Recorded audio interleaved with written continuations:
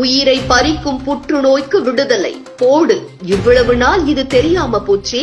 அப்போதெல்லாம் வாழ்ந்த தமிழர்கள் உடலில் எந்த வியாதியும் வந்ததில்லை. ஏனென்றால் அவர்கள் சாப்பிட்ட சாப்பாடு மூலிகை மருந்து போன்றவைதான். கடவுள் ஒருவருக்கு வியாதியை கொடுத்தால் அதற்குள்ள மருந்தையும் கொடுத்து வைத்திருப்பார்.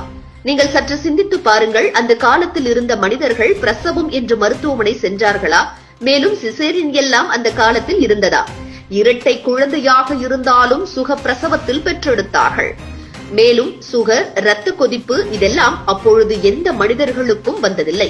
காயங்கள் எதுவும் உடம்பில் ஏற்பட்டால் கூட உடனே அதற்கு மூலிகை மருந்து, இப்படி சித்தர்கள் கூறிய ரகசியமாக உள்ள மருந்துகள் எவ்வளவோ இருக்கிறது.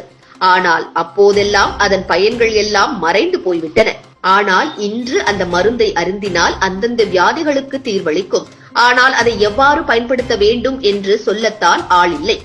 இப்படி ஒருவர் இந்த புற்றுநோயை அடியோடு விரட்டும் மருந்தை தொடக்கத்திலேயே வரவிடாமல் தடுப்பது பற்றி சமூக வலைதளங்களில் மிக ஆழமாக கூறியிருக்கிறார். அதாவது வேறொன்றுமில்லை, அதுக்கு கருஞ்சீரகம்தான். நாம் எப்பொழுதும் சாதம் வெந்து கொண்டிருக்கும் பொழுதே அந்த சாதத்தில் சிறிதளவு கருஞ்சீரகத்தை ஒரு வெள்ளை துணியில் கட்டி போட்டுவிட வேண்டும். அப்படி செய்வதால் அந்த கருஞ்சீரகத்தின் சாறுகள் எல்லாம் சாதத்தில் கலந்துவிடும். மேலும் கருஞ்சீரகத்தை தனியாக தூவி விடக்கூடாது. அப்படி தூவினால் அதில் உள்ள சாறுகள் சாதத்தில் இறங்காது.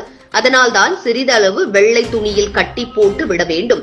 ஓரளவு சாதம் வெந்த பிறகு அதை எடுத்து அந்த சாறை சாதத்தில் பிழிந்து விட்டு அதை சாப்பிட்டால் நமது உடலில் ஆரம்பத்தில் உருவாகும் புற்றுநோய்கள் அடியோடு அழிந்து விடுமா?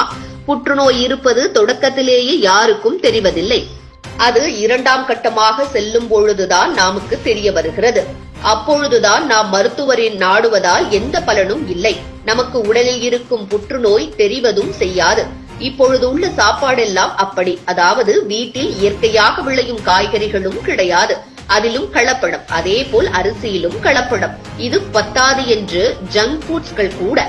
இதனால் தற்போது இருக்கும் மனிதர்களுக்கு எதிர்ப்பு சக்தி கம்மி. ஆகவே வியாதிகள் உடனே தொற்றிக் கொள்கின்றன. மேலும் புற்றுநோயிலேயே பல வகை புற்றுநோய்கள் இருக்கின்றன. குறிப்பாக பெண்களை குறிவைக்கும் மார்பக புற்றுநோய், வாய் புற்றுநோய், குடல் புற்றுநோய், இரத்த புற்றுநோய், இன்னும் பல வகை புற்றுநோய்கள் இருக்கின்றன.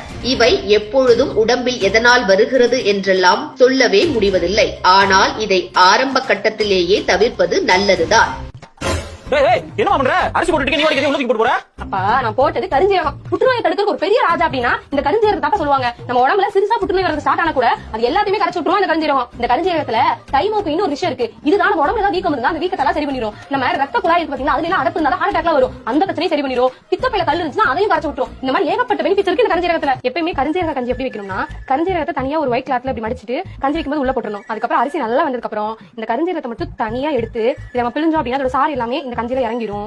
இப்ப ஏன் நம்ம வந்து கருஞ்சீரகத்தை அப்படியே போடாம துணியில கட்டி போறோம் அப்படின்னா அப்பதான் வந்து அதோட சாறு ஃபுல்லா இறங்கும். அது அப்படியே நம்ம சாப்பிட முடியாது. அதே மாதிரி இது வந்து ரொம்ப அளவா தான் எடுத்துக்கணும். அதனாலதான் சாறு இறங்குற மாதிரி துணியில கட்டி போறோம். இது போன்ற முக்கிய நிகழ்வுகள், அரசியல் தகவல்களை ஆழமாக மாறுபட்ட கோணத்திலும் அறிந்து கொள்ள மறக்காமல் பாரத் மெயில் 24 பக்கத்தை பின்பற்றிக் கொள்ளுங்கள். உங்கள் ஒவ்வொரு ஆதரவும் இது போன்ற பல நிகழ்வுகளின் பின்னணியை அறிய உதவும்.